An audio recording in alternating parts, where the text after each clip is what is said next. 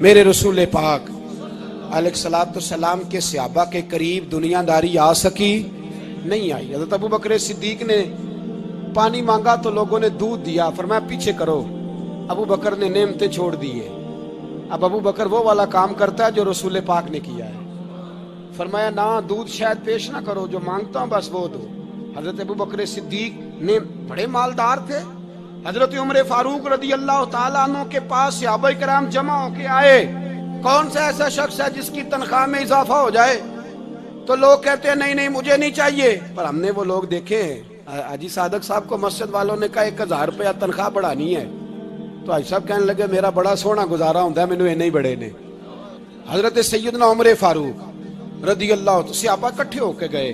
کہنے لگے عمر حضور کے زمانے میں بظاہر غربت رہی، جناب صدیق اکبر کے زمانے میں غربت، اب تو بڑی ریل پیل ہے، بحرین سے لاکھوں کا مال آتا ہے، آپ کو بڑے بڑے سفیر ملنے آتے ہیں، پر آپ وہی پرانا کرتا اور وہی تامت جو کئی جگہ سے سی آپ نے کئی جگہ سے پھٹی.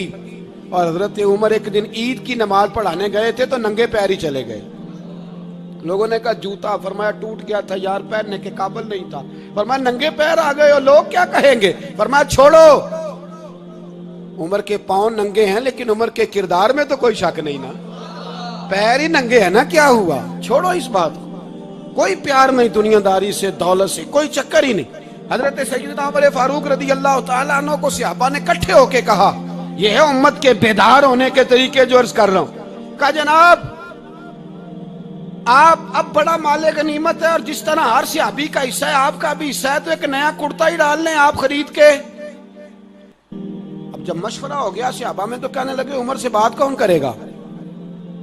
نیا کرتا پہننے کی عمر سے بات کس کو برا لگتا ہے جی؟ نیا کرتا کون بات کرے گا؟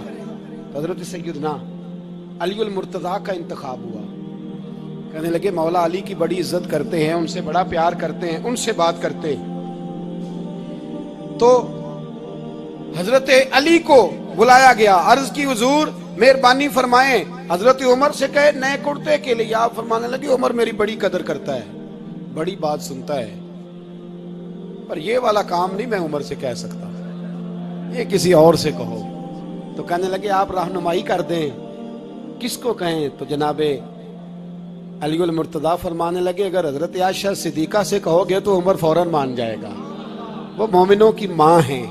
صحابہ حضرت عائشہ کے پاس، اماں جی عمر کو بلائیں، ان کو کہیں بڑے بڑے سفیر آئے ہوتے ہیں، وہی پرانے کپڑے پہن کے بیٹھ جاتے ہیں.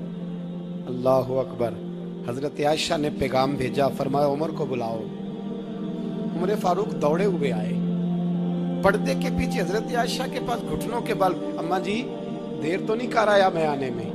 حکم ہو، حضور کے گھر سے پیغام آیا، بڑے بڑے سفیروں کو چھوڑ کے بھاگے.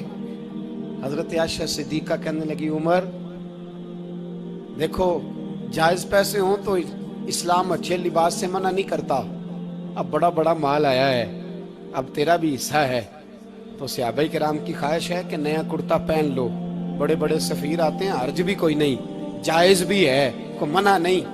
حضرت عمر نے گردن جھکا، جی اماں جی، جی اماں جی، جی اماں جی. حضرت عائشہ کہتی ہیں بات ختم ہوئی، عمر نے گردن اٹھائی تو عمر کی داڑھی آنسوؤں سے بھری ہوئی. کہتی ہے مجھے کہنے لگے اماں جی میں تو صرف مسجد میں دیکھا کرتا تھا، آپ تو مصطفیٰ کو دن رات دیکھتی تھی، جس طرح کے کرتے آمنہ کے لال نے پہنے ہیں مجھے بھی پہنا دو، میں تیار ہوں، میں پہن لوں گا، میں تیار ہوں، پر جس طرح کے میرے نبی نے پہنے. حضرت عائشہ کہتی ہے میں پھوٹ کے روئی، میرا پلو آنسوؤں سے بھر گیا. فرماتی ہیں میں عمر کی بات سنتی گئی تو میرا پلو آنسوؤں سے، میں نے کہا عمر تو جا، تو ٹھیک ہے. فرماتی ہے عمر فاروق سلام کر کے اٹھے، امیر المومنین چلے گئے. اس کونے میں صحابہ چھپے ہوئے تھے، وہ آئے، کہا اماں جی کیا بات ہوئی؟ تو میں پھر رو پڑی. میں نے کہا کیا بتاؤں، تمہیں پرانے کرتے نظر آتے ہیں، اسے محمد عربی کے جلوے نظر آتے ہیں، اسے رسول اللہ کا رنگ نظر آتا ہے، اسے وہ غلامی نظر آتی ہے. عمر کو دنیا سے پیار، اور دنیا سے پیار نہیں تھا، دعا پتہ کیا تھی؟ یوں جھولی اٹھا کے اللہ مرزقنا شہادتن فی سبیلک وجعل موت فی بلد حبیبک، اللہ عمر کو بسترے والی موت نہ دینا، موت شہادت کی دینا، اور میں میدان میں جا کے نہیں مرنا چاہتا، مجھے رسول اللہ کے شہر میں موت چاہیے، باہر جا کے نہیں، یہی میدان لگے مدینے میں، یہی موت آئے، اسباب بنا، میں مدینہ بھی نہیں چھوڑنا چاہتا۔ او بھائی ان لوگوں کو نہیں پیار تھا، جناب صدیق اکبر کا وصال ہوا تو زہر کے اثر سے، وہ جو آپ کو زہر لگا تھا، بعض مفسرین نے لکھا ہے کبھی کبھی وہ جو سانپ نے ڈسا تھا تو کبھی کبھی اس کا اثر آتا تھا، بس اللہ نے شہادت دینی تھی کبھی کبھی، ورنہ تو بڑی شفائیں تھیں۔ حضرت عمر شہید، حضرت عثمان، جناب علی، امام حسن، امام حسین، علی اکبر، علی اصغر، حضرت عباس، حضرت سعد بن معاذ، حضرت امیر حمزہ، مصعب ابن عمیر، میرے محبوب نے تو لسٹ بنائی شہیدوں کی، لسٹ بنائی شہیدوں کی، شہادت سے پیار کیا رسول اللہ صلی اللہ علیہ وسلم کے غلاموں نے، پیار کیا شہادت سے، اسی لیے تو کافر اٹھ نہیں سکا کہ شہادت سے حضرت سعد بن معاذ رضی اللہ تعالیٰ عنہ کو زخم لگ گیا، جنگ سے زندہ آ گئے لیکن زخم ہے، رو کے کہنے لگے محبوبہ سارے شہید ہو گئے، میں ایسے ہی رہ گیا۔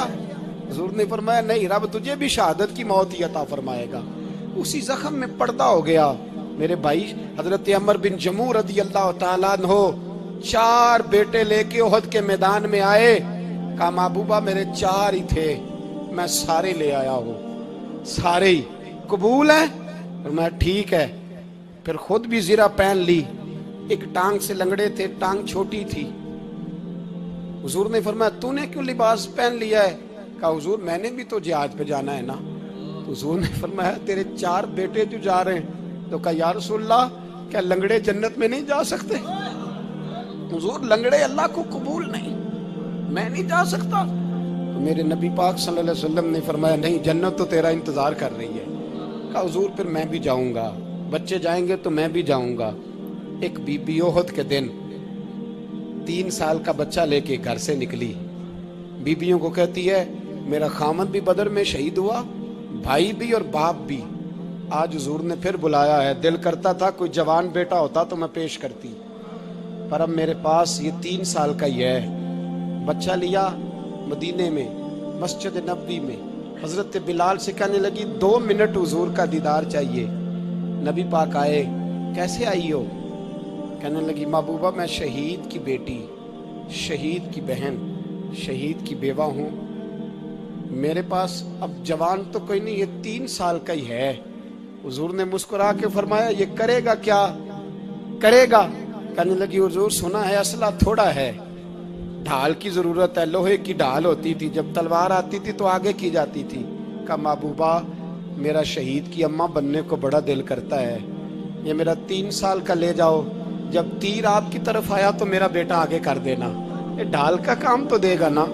ہنستے ہوئے محبوب کی آنکھوں میں آنسو آئے، بچے کو پکڑ کے سینے سے لگایا، ماتھا چوما، فرمایا جا تیرے ساتھ وعدہ ہے، قیامت کے دن تجھے شہید کی اماں کہہ کے ہی پکارا جائے گا، وعدہ ہے تیرے ساتھ تجھے شہید کی۔ میرے بھائی مرنے کو دل ہی نہیں مسلمان، میرے نبی پاک صلی اللہ علیہ وسلم نے فرمایا جس کے دل میں کبھی شہادت کی آرزو پیدا نہیں ہوئی، اس کے سینے میں دھڑکنے والا دل مومن کا ہے ہی نہیں، وہ تو منافق ہے جو کبھی دین کے رستے میں شہید ہونے کو۔ میرے بھائیوں دین کو بڑی ضرورت ہے، بڑی ضرورت ہے، بڑی۔ اے خاصان رسول وقت دعا ہے، امت پہ تیری آ کے عجب وقت پڑا ہے، وہ دین جو بڑی شان سے نکلا تھا وطن سے، پردیس میں وہ آج غریب الغربا ہے۔ فریاد ہے اے کشتی امت کے نگہباں، بیڑا یہ تباہی کے قریب آن لگا ہے۔ اور ایک شاعر قلم توڑ گیا، کہنے لگا تجھ سے فریاد ہے اے گنبد خضرا والے، تجھ سے فریاد ہے اے گنبد خضرا والے، کعبے والوں کو ستاتے ہیں کلیسا والے، تجھ سے فریاد ہے اے گنبد خضرا۔ اپنے اندر دین کا درد پیدا کرو، ذوق پیدا کرو، مسلمان بن کے جینا